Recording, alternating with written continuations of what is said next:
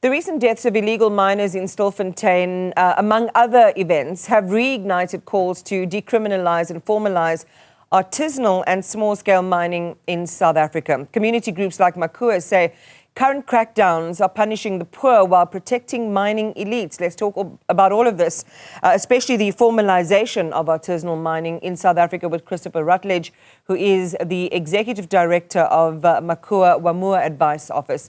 Good morning, Chris, and welcome to the program again. I want to go back to those definitions, the difference between informal community mining and illegal invasive mining, and why does the distinction matter in this debate?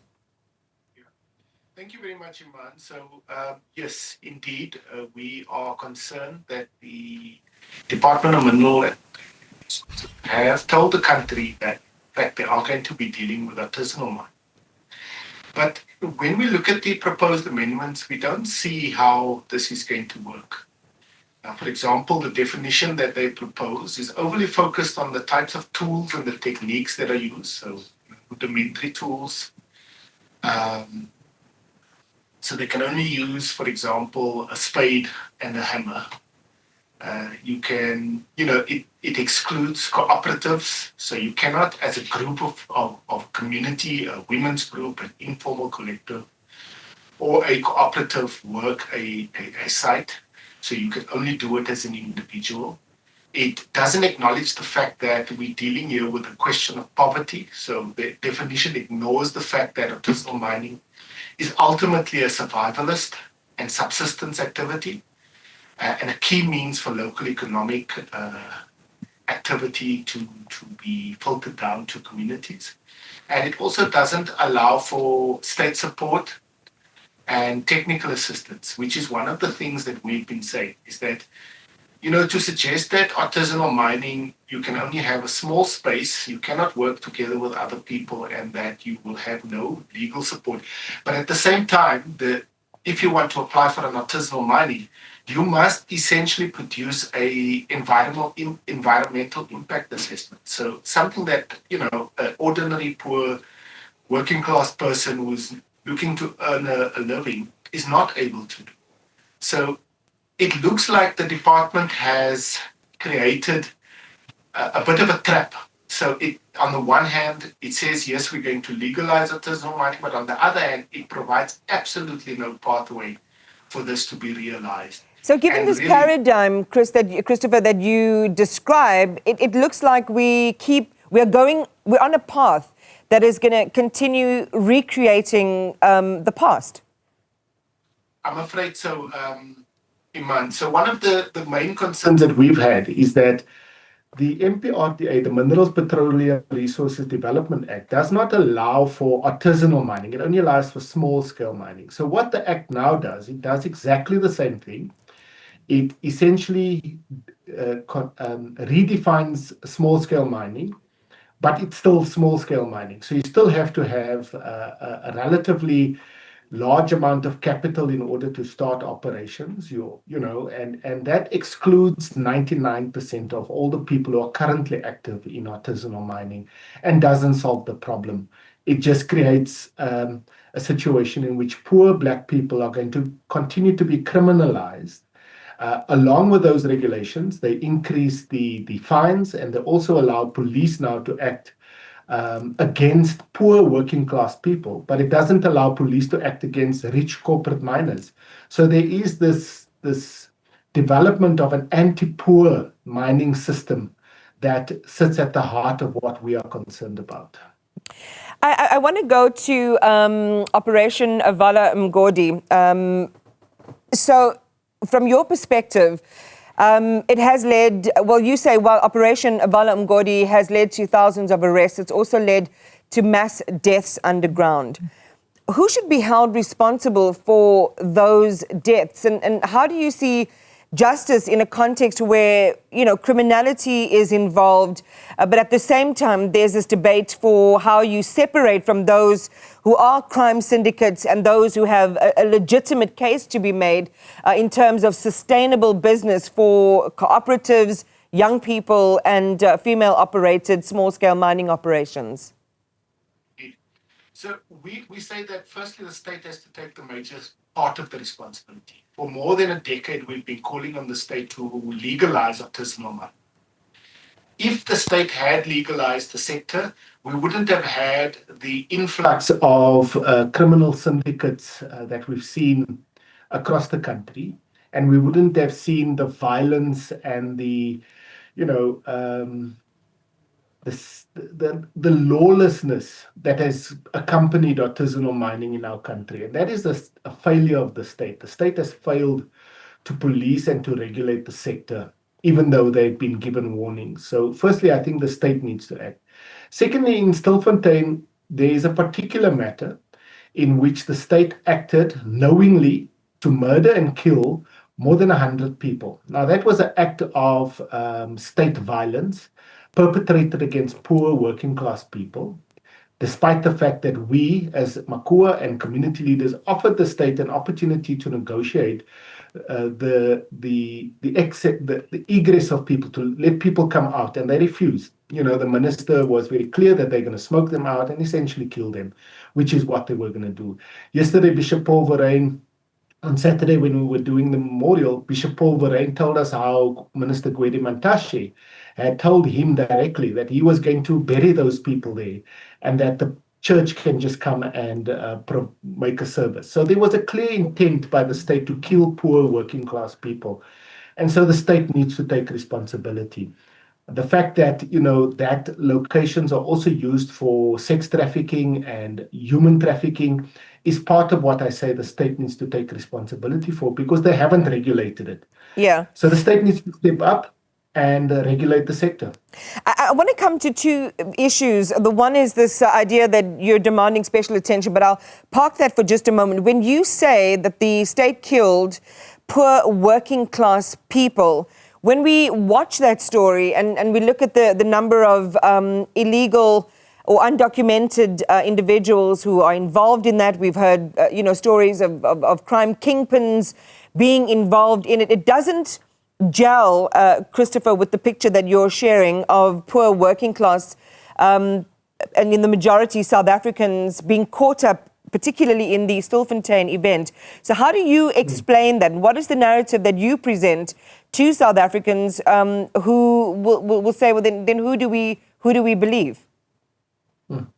Well, first things first is that there is a definite South African component to what happened in Stilfontein. The community of Kuma itself have, over the past 10 or 15 years, while they've been doing that artisanal mining in that area, have benefited because the money that is generated from that operation was flowing into that community and provided livelihoods, rental income, other businesses. So, it's not only the people that are down in the mines working, but there is a massive economic cascading of value that goes to the community. So that's the first thing. There are South Africans that have died there, and there are South Africans that are involved in that process.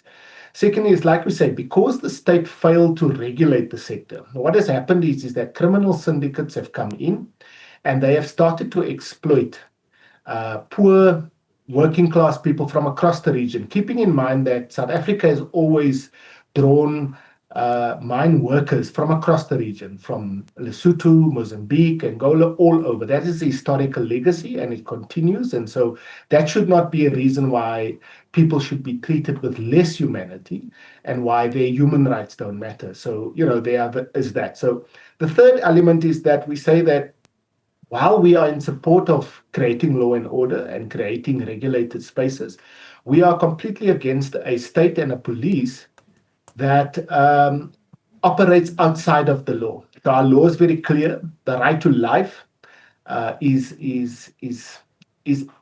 non-negotiable. South Africa's constitution recognizes the right to life, not only of South African citizens, but all the people within its borders. So it's internationally recognized. And, we currently see in Gaza how people are being starved for political aims.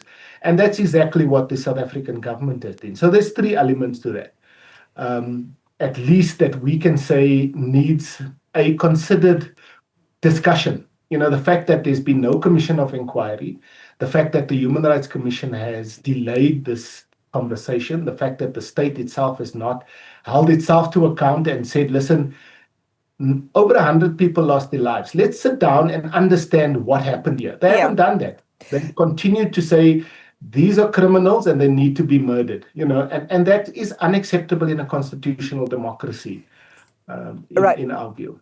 Christopher, from your perspective, I mean, South Africans will say this can be quite, and the argument has been made by MACUA and others, that this can be really, a really lucrative venture for small-scale and artisanal miners. There's still a lot of wealth in the ground. There's a lot of benefit, not only from the mining itself, but all of the related entrepreneurial opportunities that it brings.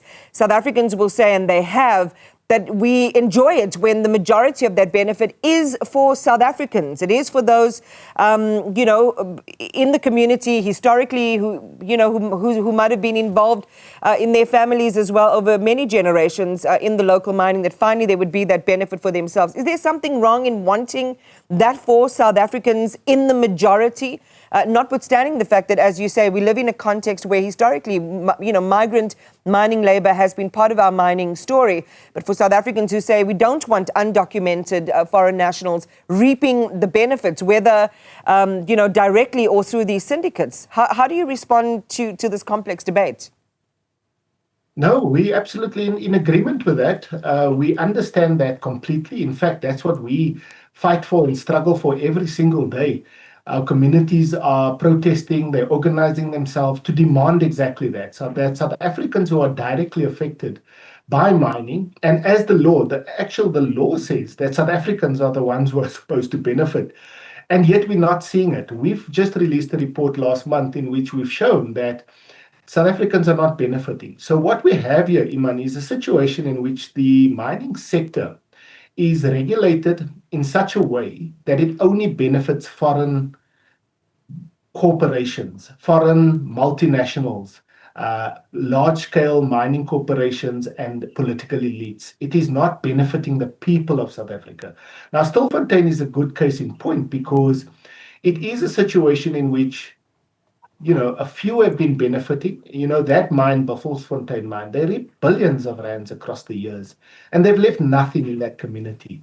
So that community is left with nothing. So when people start to mine and to try and say, listen, we want to participate in these sectors and we want to be part of it, we want to benefit from it, but we need pathways. The government is not opening those pathways. They're not regulating a pathway. And so what that does, Iman, we know the same thing happened with cannabis, the same thing happened with drugs across the years, and with other things, alcohol even, you can say. If you ban something, but there is a desperate economic need for it, and people want to engage in that activity, it leads to underground economies. And this is what the state has done. It has created a situation in which now the poorest of the poor are excluded from mining, but they've created a situation in which they can say, no, your enemy is not us and the corporations who are stealing and looting your money. The enemy is actually this poor black people who are coming here to look for work. And so the ways in which that sector is regulated presents part of the problem. And we've worked tirelessly to present to government ways and means, practical to how to deal with this problem so that South Africans benefit and not necessarily illegal miners. But it needs the government to come to the party and to first of all acknowledge that communities must benefit. Unless they do that, you're going to continually have these underground economies that are going to undermine our state. And it's because our government is not listening. And so there is a cycle there, a circle, a virtuous circle that we need to fix. And it starts with government listening to the people, and they're not doing that.